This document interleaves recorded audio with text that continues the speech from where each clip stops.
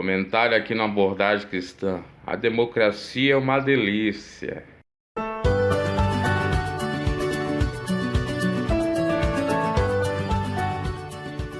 Se inscreva no canal, dê o seu like. Vamos ao comentário. A democracia é uma delícia.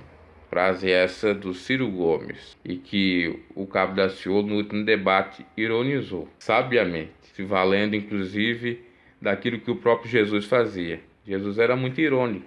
Você lê os evangélicos bem, meditou bem, você vai perceber que Jesus era muito irônico, que Jesus trabalhava no silêncio, que Jesus tinha meios de refutar ali os religiosos.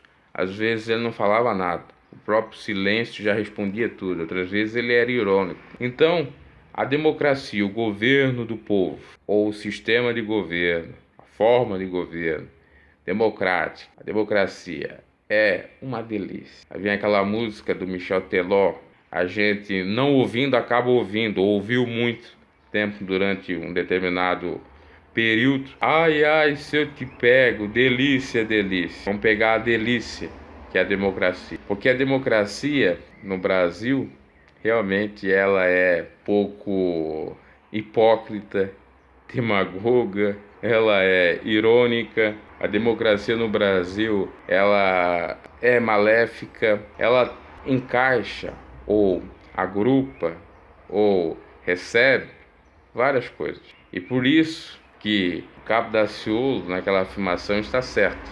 Porque o Ciro Gomes falou naquele debate da Band que a democracia era uma delícia, mas tem certos custos, que o Daciolo falou daquilo que seria uma falácia, uma mentira, que o Ciro Gomes não participava ou não participasse do Foro de São Paulo. E agora o Daciolo falou da democracia ser uma delícia, porque ele foi fazer um exame de rotina de próstata, foi no Sírio-Libanês, enquanto que o pobre tem um SUS para ir.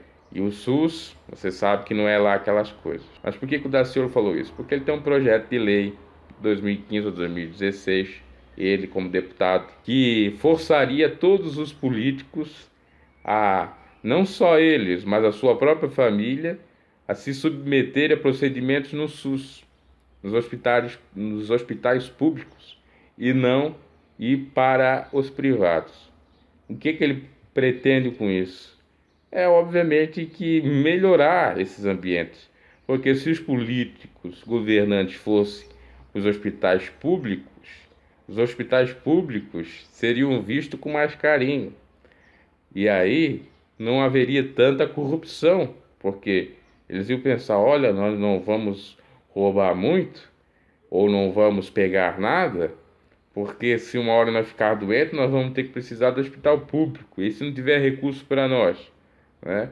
Se já não tem para os pobres, capaz de não ter para nós. Então não vamos roubar, nós vamos destinar, né? Tem esse fito punitivo, eu diria. E também, obviamente, que é até uma maneira de igualizar ou até mesmo humilhar, né, eles.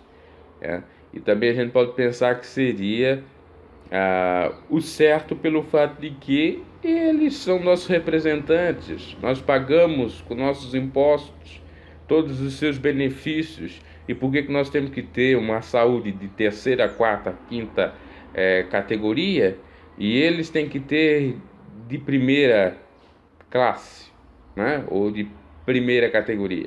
E aí? É para pensar. Se eles são pagos por nós, pelos nossos tributos, tem isso, por que nós não podemos ter, que nós que pagamos? Cadê o retorno para nós? Então a proposta do Cabo Daciolo nesse sentido é maravilhosa. E aí quando ele diz que a democracia é uma maravilha, porque ela tem essa desigualdade no Brasil. A democracia no Brasil é balela, a democracia no Brasil é demagógica. Ela só fica no plano teórico de governo para o povo, mas na realidade quem governa não é o povo, é uma elite. Nós temos ali, aí meus caros, se for analisar política e tal, oligarquias, um determinado grupo mandando. O Brasil, na realidade, não é democracia, é quase uma oligarquia, só os coronéis, só a tropinha deles, oligarquia. Seria um governo de determinado grupo. Então, para você observar, realmente Daciolo está certíssimo nesse argumento. A democracia é uma delícia. É uma delícia. Delícia para quem? Para quem está no poder. Porque para o pobre que sofre, ela é realmente uma bosta, eu já diria, né? Ela é um excremento. É isso que ela é. Porque não cumpre as suas premissas. Porque na prática a teoria é outra. O povo escolhe, mas escolhe para o seu próprio malefício, ainda até mesmo que ele creia que o político vai mudar tudo, mas não muda, porque eles têm os seus privilégios. Eu quero contar um fato para encerrar essa questão da democracia, é uma delícia e tem os seus custos. O custo não é para uma elite, o custo é para o pobre, né, que tem bastante custo. Aqui no estado de Santa Catarina, o último governador está se encerrando o seu mandato agora, depois de 8 anos. Acho que foi no primeiro mandato dele ou no comecinho do segundo, né, porque ele foi reeleito. Ele teve um probleminha com seu pai. Seu pai teve um problema de ordem de saúde. Aí, pasme, o pai dele, a família dele é de Lages, lá na Serra, né? E ele governando aqui em Floripa, né? Ou em Floripa. E o que ele fez? Governador pegou o papai de helicóptero, pegou o papai, levou para os melhores hospitais de São Paulo, me parece que até foi fora, para tratamento do seu papai, né? Acho que infelizmente acabou falecendo. E aí você fica pensando, governador ganha ali seus 30 e poucos mil, né? Governa para ele, na realidade, porque para o povo é difícil de governar para o povo, né? Tem várias pessoas criticando esse governo, o governo dele, tá? E tem na saúde todo esse privilégio. Teve na saúde todo o privilégio, não só para ele, mas para sua família, tá? E o pobre tem? E você que paga os tributos para sustentar essa cambada, tem? Seu familiar morre aí, nos hospitais, na fila do SUS.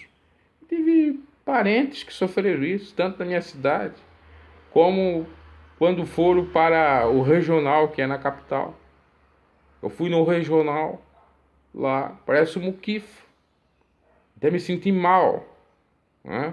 Apesar de ter algumas melhorias agora, já foi até muito mais pior.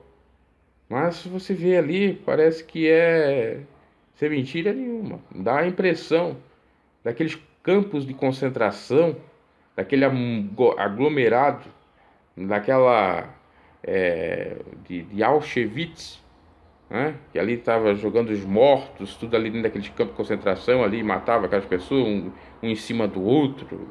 Olha, a situação dos hospitais se iguala, sem nenhuma dúvida, até das cadeias, porque não tem espaço, porque não tem procedimentos, porque não tem ferramentas, porque não tem insumos, enfim, falta muita coisa e o pobre aqui sofre. Meu tio teve um AVC, foi levado para lá, eles já disseram de imediato: olha, você quer doar os órgãos?